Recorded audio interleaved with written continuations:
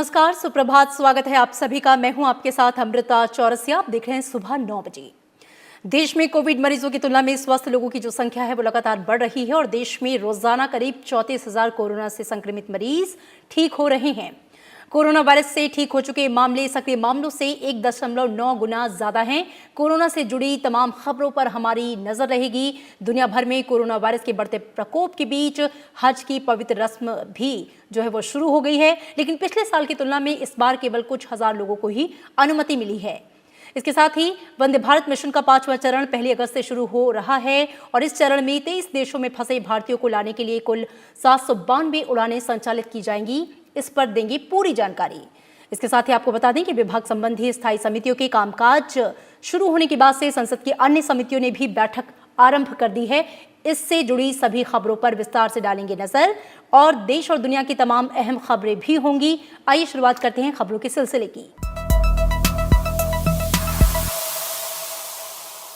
देश में कोविड मरीजों की तुलना में स्वस्थ लोगों की संख्या लगातार बढ़ रही है। देश में रोजाना करीब 34,000 कोरोना से संक्रमित मरीज ठीक हो रहे हैं। कोरोना वायरस के ठीक हो चुके मामले सक्रिय मामलों से 1.9 गुना ज्यादा हैं। कोविड-19 संक्रमण से ठीक होने वाले मरीजों की जो संख्या है वो 10 लाख के पार हो गई है। केंद्रीय स्वास्थ्य मंत्रालय के मुताबिक देश में कोरोना से ठीक होने की दर यानी कि रिकवरी रेट में सकारात्मक रुख देखने को मिल रहा है। अप्रैल में ये दर 7.58% थी, जो कि आज 64.4% हो गई है। केंद्रीय स्वास्थ्य मंत्रालय के मुताबिक देश के 16 राज्य ऐसे हैं जहां का रिकवरी रेट राष्ट्रीय औसत से भी ज्यादा है। देश में कोरोना को मात देने वाले लोगों की संख्या 10 लाख के पार पहुंच गई है, जो कि कुल मामलों का करीब 2/3 है। बीते 24 घंटों के दौरान और 32,500 मरीजों के स्वस्थ होने से कोविड-19 मरीजों के ठीक होने की जो दर है वो 64.43% हो गई। वहीं 52,000 नए मामले सामने आने के साथ ही अब तक कोरोना संक्रमितों की जो संख्या है वो 15,83,000 से अधिक हो गई है। इसमें 5 लाख से ज्यादा सक्रिय मामले हैं। देश में प्रति 10 लाख पर परीक्षणों की जो संख्या है वो बढ़कर करीब 13,000 हो गई है। इससे मृत्यु दर को कम स्तर पर बनाए रखने में मदद मिली है और मृत्यु दर में लगातार गिरावट आई है। दिल्ली में गुरुवार को कोरोना वायरस संक्रमण के 1,093 नए मामले सामने आए हैं। इसके साथ ही अब राष्ट्रीय राजधानी में कोरोना के कुल केस 1,34,000 से ऊपर हो चुके हैं। बात अगर एक्टिव केसों की करें तो गुरुवार को दिल्ली में कोरोना के 10,743 मरीजों का इलाज चल रहा था। सोमवार को दिल्ली में कोरोना के सिर्फ 613 नए मामले सामने आए थे, जो पिछले 2 महीनों में सबसे कम डेली केसेस हैं। दिल्ली में कोरोना रिकवरी रेट की अगर हम बात करें तो 89.07% है। महाराष्ट्र में कल कोरोना के 11,147 नए मामले सामने आए। राज्य में कुल मामलों की संख्या 4,11,789 हो गई है। इनमें से 2,48,615 लोग ठीक हो चुके हैं और 1,48,150 मामले सक्रिय हैं। महाराष्ट्र के पुणे में मुख्यमंत्री उद्धव ठाकरे ने कोरोना के प्रसार से निपटने के लिए किए गए उपायों पर चर्चा के लिए निर्वाचित प्रतिनिधियों के साथ समीक्षा बैठक की। बैठक में उप मुख्यमंत्री अजित पवार भी उपस्थित रहे। महाराष्ट्र में भी कोरोना के बढ़ते मामलों को देखते हुए लॉकडाउन की अवधि जो है वो 31 अगस्त तक के लिए बढ़ा दी गई है। मध्य प्रदेश में राज्य सरकार ने कोरोना संक्रमण की रोकथाम और संक्रमण की दर को समझने के लिए 3 प्रमुख शहरों इंदौर, भोपाल और उज्जैन में सीरो सर्वेक्षण कराने का फैसला किया है। राज्य में सभी सरकारी और गैर सरकारी स्कूल अब 31 अगस्त तक बंद रहेंगे। इससे पहले स्कूल को 30 जुलाई तक बंद रखने का फैसला लिया गया था। कोरोना वायरस संक्रमण की स्थिति को देखते हुए बिहार सरकार ने एक बार फिर से लॉकडाउन को 16 अगस्त तक के लिए बढ़ा दिया है। वहीं झारखंड में बढ़ते कोरोना संक्रमण को देखते हुए सरकार ने 31 अगस्त तक के लिए लॉकडाउन बढ़ा दिया है। ये लॉकडाउन 1 अगस्त से प्रभावी होगा। तमिलनाडु की बात करें तो यहां पर कोरोना के बढ़ते प्रसार के मद्देनजर राज्य में 31 अगस्त तक लॉकडाउन का विस्तार किया गया है। इस दौरान जरूरी सेवाओं को छूट दी जाएगी, लेकिन रविवार को पूर्ण लॉकडाउन लागू होगा। बढ़ रहे कोरोना संक्रमण और मौतों के बीच पंजाब के मुख्यमंत्री कैप्टन अमरिंदर सिंह का कहना है कि राज्य सरकार द्वारा सभी जरूरतमंदों को मुफ्त में प्लाज्मा प्रदान किया जाएगा। दिल्ली, मुंबई, पुणे, चेन्नई, नागपुर और अहमदाबाद से कोलकाता के लिए फ्लाइट सर्विस शुरू नहीं होगी। ऐसा 15 अगस्त तक जारी रहेगा। उधर त्रिपुरा में राज्यव्यापी लॉकडाउन 4 अगस्त तक के लिए बढ़ा दिया गया है। नागालैंड सरकार ने राज्य में 31 अगस्त तक लॉकडाउन बढ़ाने की घोषणा की है। दुनिया भर में कोरोना वायरस का संक्रमण तेजी से फैलता जा रहा है। विश्व में कोरोना से संक्रमित लोगों की संख्या अब 1,71,53,000 के पार हो चुकी है, जबकि 69,700 से ज्यादा लोग अपनी जान गंवा चुके हैं। कोरोना मामलों में पहले नंबर पर अमेरिका है, जहां पर अब तक 44,85,000 से ज्यादा लोग संक्रमित हो चुके हैं और 1,51,800 से ज्यादा की मौत हो चुकी है। वहीं ब्राजील में अब तक 25,52,000 से ज्यादा संक्रमित हो चुके हैं और 91,000 से ज्यादा लोगों की जान यहां पर जा चुकी है। दुनिया भर में कोरोना वायरस के बढ़ते प्रकोप के बीच हज की पवित्र रस्म शुरू हो गई।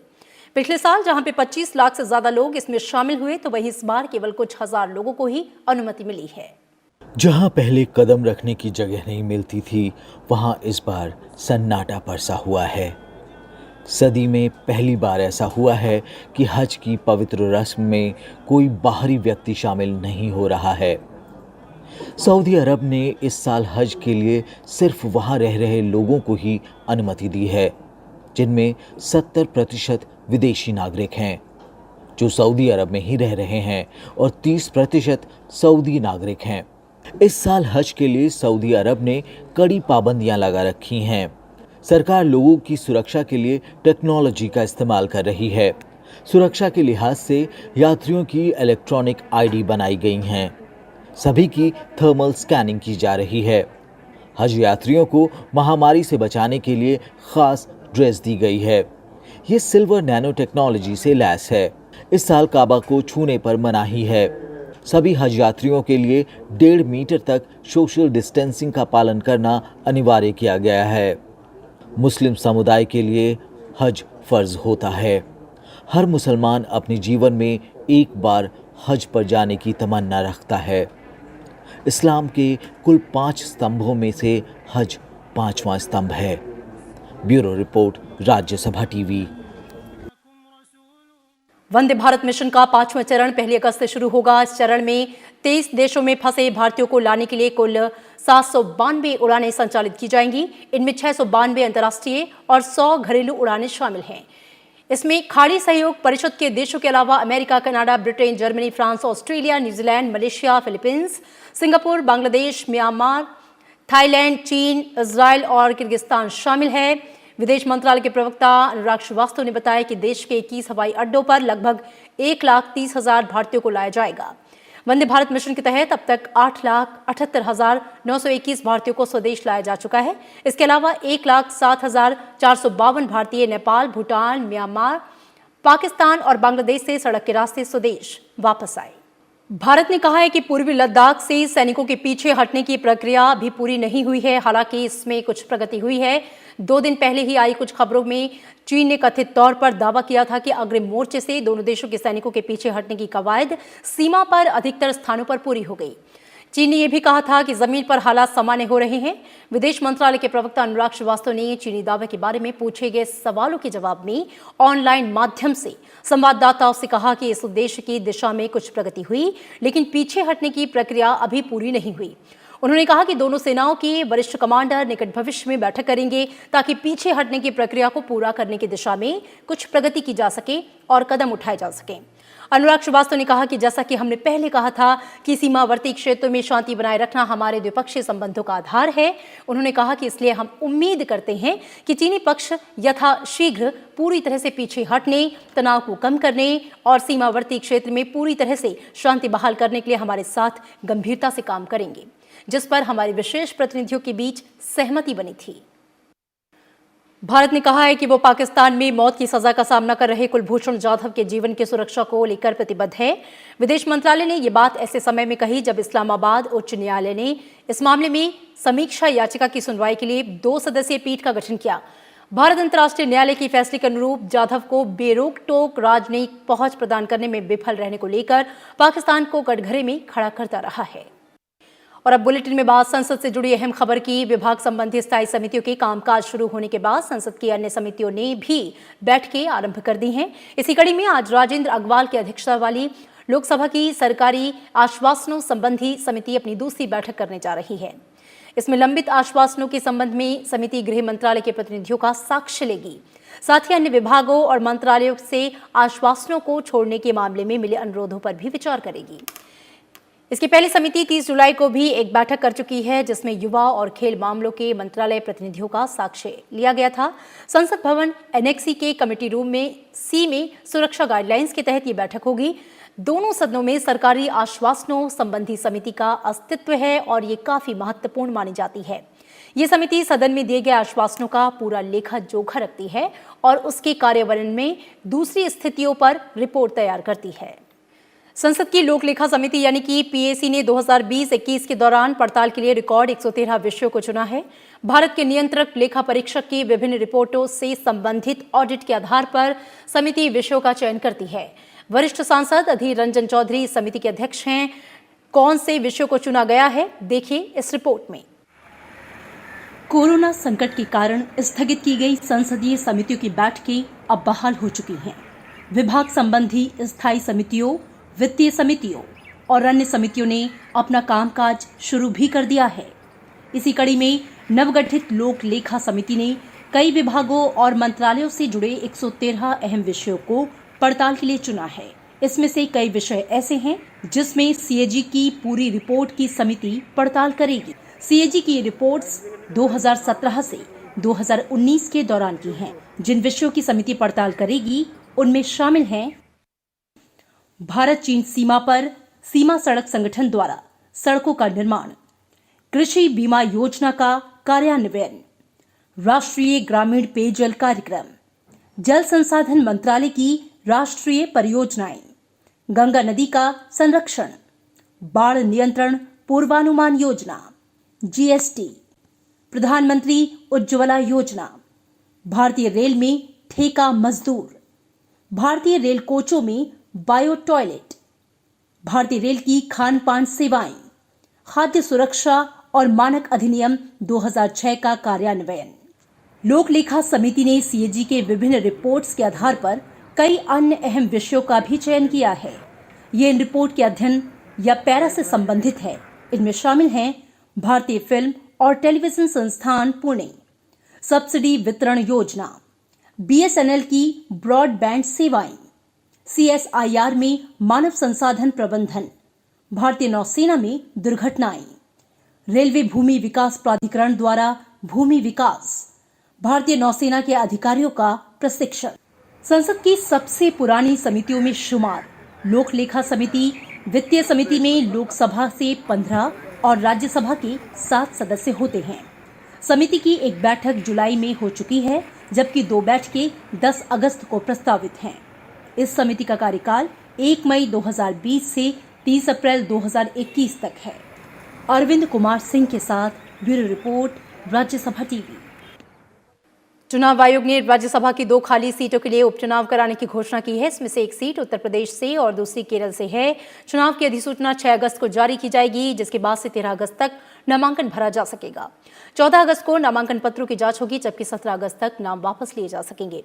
इन सीटों के लिए मतदान 24 अगस्त को होगा और इसी दिन मतों की गिनती भी पूरी कर ली जाएगी। चुनाव आयोग ने संबंधित प्रदेशों के सचिवालय प्रमुखों से कोविड-19 को देखते हुए मतदान के लिए जरूरी इंतजाम करने को कहा है। और इसी के साथ यहां पर रुकेंगे। एक छोटे से ब्रेक के लिए आप देखते रहिए राज्यसभा टीवी।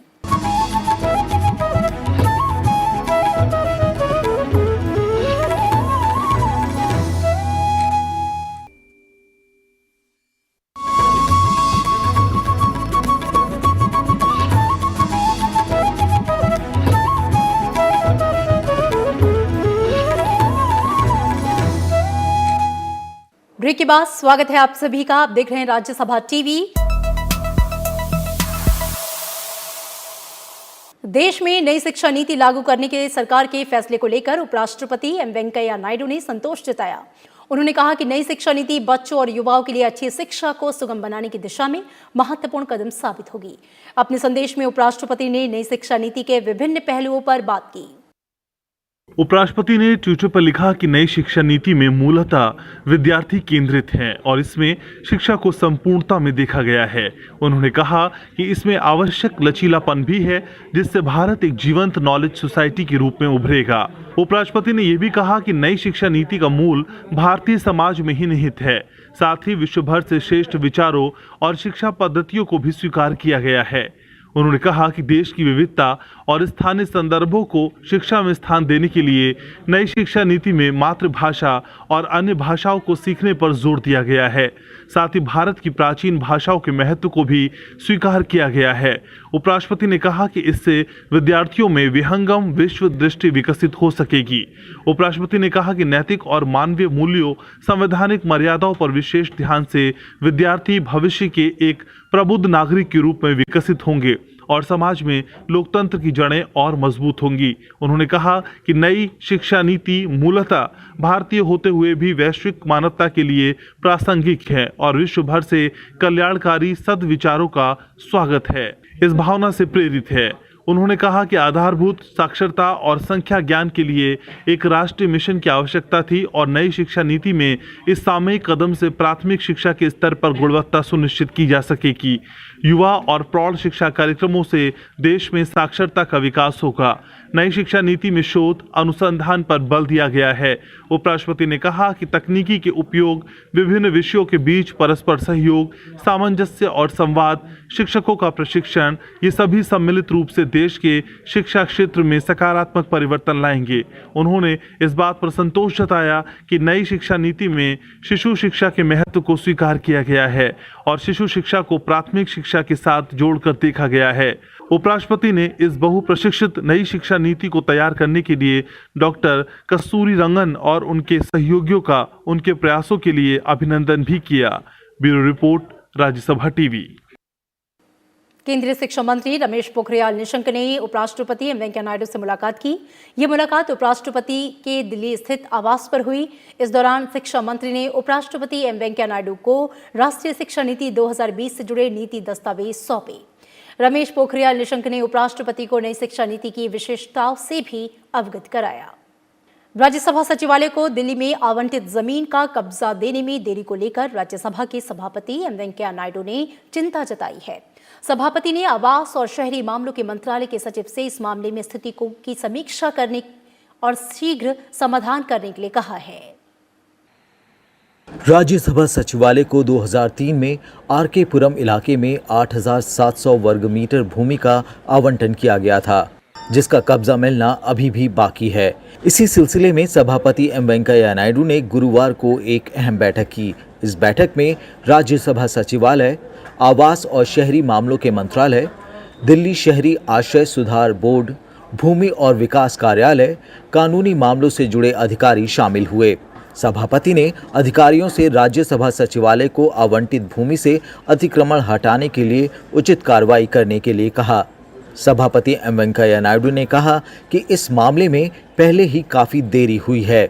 उन्होंने कहा कि उच्च न्यायालय में लंबित मामलों समेत सभी बकाया मुद्दों को हल करने के लिए जल्द से जल्द आवश्यक कदम उठाए जाएं।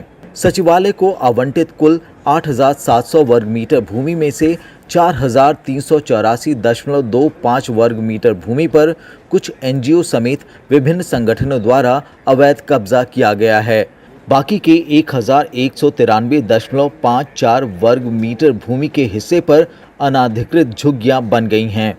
योजना के मुताबिक एक बार सचिवालय को भूमि पर पूरी तरह से स्वामित्व मिल जाए तो इस जमीन पर राज्यसभा टीवी के भवन और राज्यसभा सचिवालय के कर्मचारियों के लिए आवासीय परिसरों का निर्माण कराया जा सकेगा, जो काफ़ी समय से प्रतीक्षित है। इस निर्माण कार्य के बाद सरकार को काफ़ी वित्तीय बचत होगी। सभापति ने इस बात का भी उल्लेख किया कि 2003 में ही इस भूमि को लेने और झुग्गी झोपड़ियों के पुनर्वास के लिए राज्यसभा सचिवालय की तरफ से 1,25 लाख रुपए खर्च किए गए थे। उन्होंने कहा कि राज्यसभा टीवी अपने संचालन के लिए इस्तेमाल की जाने वाली इमारत के लिए पहले 30 करोड़ रुपए का सालाना किराया दे रहा था, लेकिन उनकी तरफ से नई दिल्ली नगर पालिका परिषद के साथ इस मुद्दे पर चर्चा के बाद सालाना किराए को घटाकर 15 करोड़ रुपए कर दिया गया।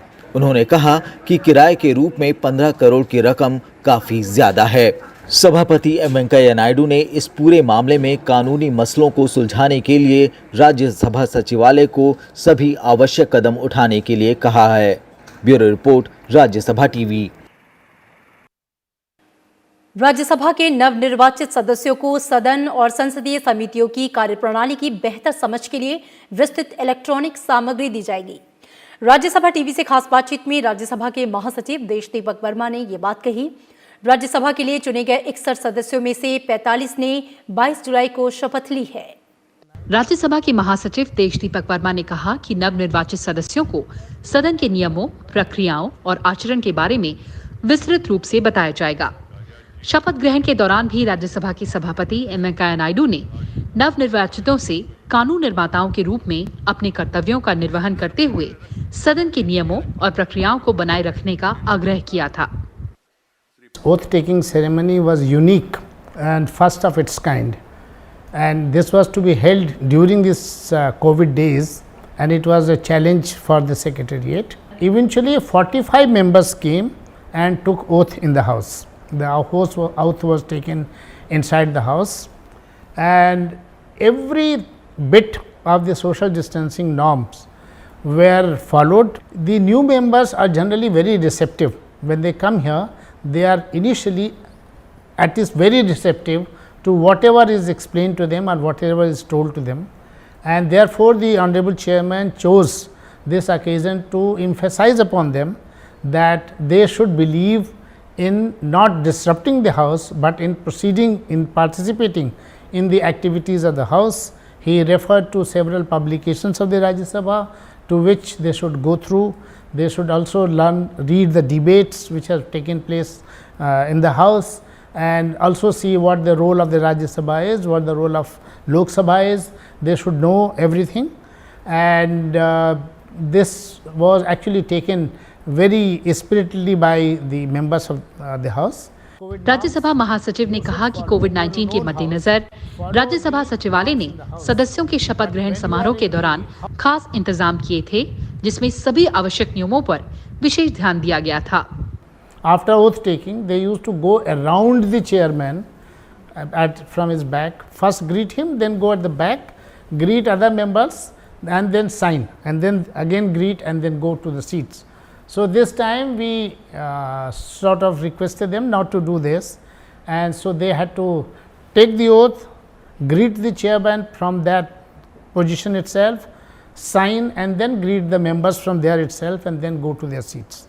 So social distancing norms were followed. संसद के आगामी मॉनसून सत्र के आयोजन को लेकर राज्यसभा के महासचिव ने बताया कि इस बारे में विचार विमर्श लगातार जारी है। कृति मिश्रा, राज्यसभा टीवी। 3 तलाक विधेयक को संसद से पारित हुए 1 साल हो गया है। अल्पसंख्यक मंत्रालय की ओर से इस दिन को मुस्लिम महिला अधिकार दिवस के रूप में मनाया जा रहा है।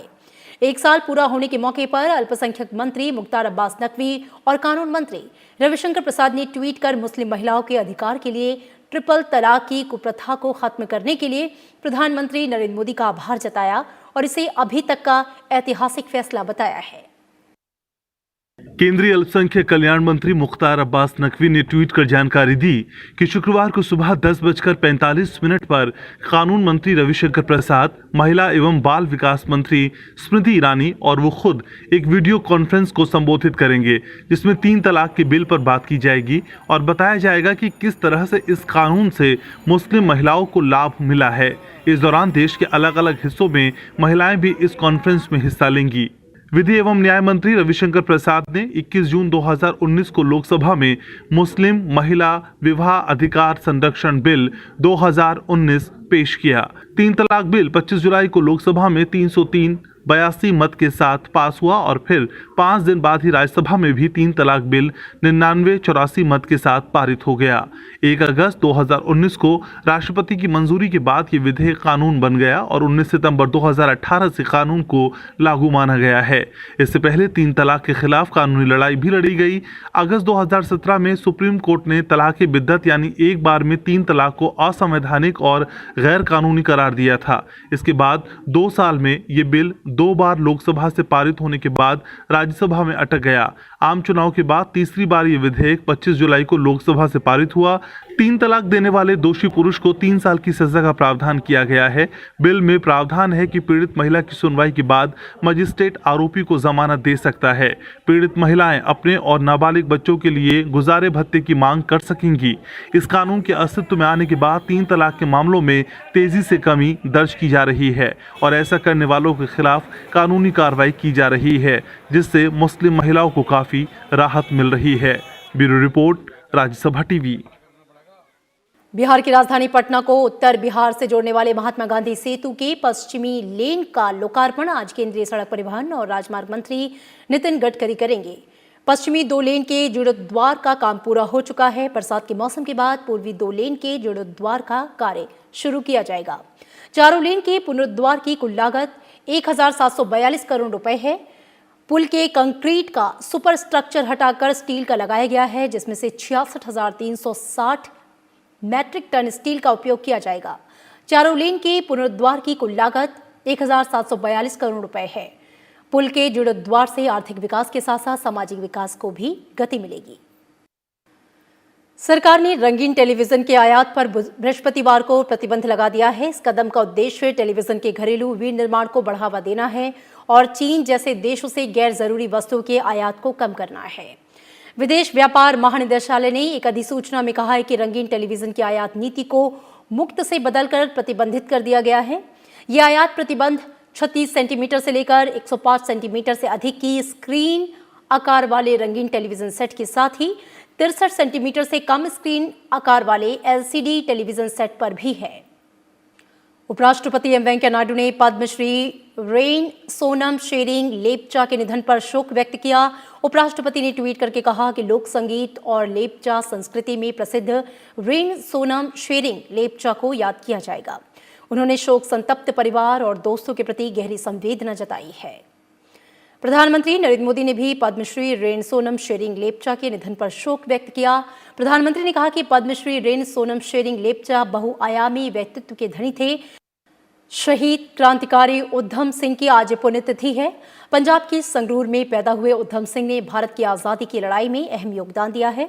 अमर शहीद उधम सिंह ने जलियांवाला बाग हत्याकांड का बदला अंग्रेजों की सरजमी पर जाकर लिया। प्रख्यात साहित्यकार मुंशी प्रेमचंद का आज 140वां जन्मदिन है। प्रेमचंद ने हिंदी कहानी और उपन्यास की एक ऐसी परंपरा का विकास किया जिसने पूरी सदी के साहित्य का मार्गदर्शन किया। आगामी एक पूरी पीढ़ी को गहराई तक प्रभावित कर प्रेमचंद ने साहित्य की यथार्थवादी परंपरा की नींव रखी। उनका लेखन हिंदी साहित्य की एक ऐसी विरासत है जिसके बिना हिंदी के विकास का अध्ययन अधूरा है। गोदान उनकी कालजयी रचना है। हिंदी और उर्दू के महानतम भारतीय लेखकों में से एक प्रेमचंद का जन्म आज ही के दिन वाराणसी के पास एक छोटे से गांव लम्हई में हुआ था। 1908 में छपे उनके उर्दू कथा संग्रह सोजे वतन को अंग्रेज सरकार ने आपत्तिजनक माना और भविष्य में ऐसा लेखन न करने की चेतावनी दी। तब तक उनकी रचनाएं नवाब राय के नाम से छपती थी। इस घटना के बाद उन्हें नाम बदलकर लिखना पड़ा। उनके दोस्त और उर्दू पत्रिका जमाना के संपादक मुंशी दया नारायण निगम ने उन्हें प्रेमचंद के नाम से लिखने को कहा और यहीं से जन्म हुआ एक यथार्थवादी लेखक का, जिसे देश ने उपन्यास सम्राट मुंशी प्रेमचंद के रूप में जाना।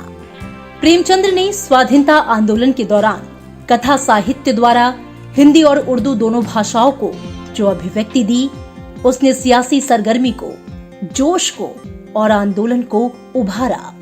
उन्होंने 1930 से अपना मासिक पत्र हंस शुरू किया। 1932 में उन्होंने जागृति नाम के साप्ताहिक की शुरुआत की। प्रेमचंद ने मुंबई जाकर अजंता सिनेटिन के लिए बतौर फिल्म लेखक नौकरी भी की। 1934 में उनकी लिखी फिल्म मजदूर प्रदर्शित भी हुई। फिल्मों में लेखन का काम प्रेमचंद को पसंद नहीं आया और वो वापस वाराणसी आ गए। बहुमुखी प्रतिभा संपन्न मुंशी प्रेमचंद ने उपन्यास, कहानी, समीक्षा, लेख, संपादकीय, संस्मरण जैसी अलग अलग विधाओं में साहित्य का सृजन किया। उन्होंने 1915 से कहानियां लिखना और 1918 से उपन्यास लिखना शुरू किया। प्रेमचंद ने लगभग 300 कहानियां, 1 दर्जन उपन्यास, बाल पुस्तकें और कई लेख लिखे।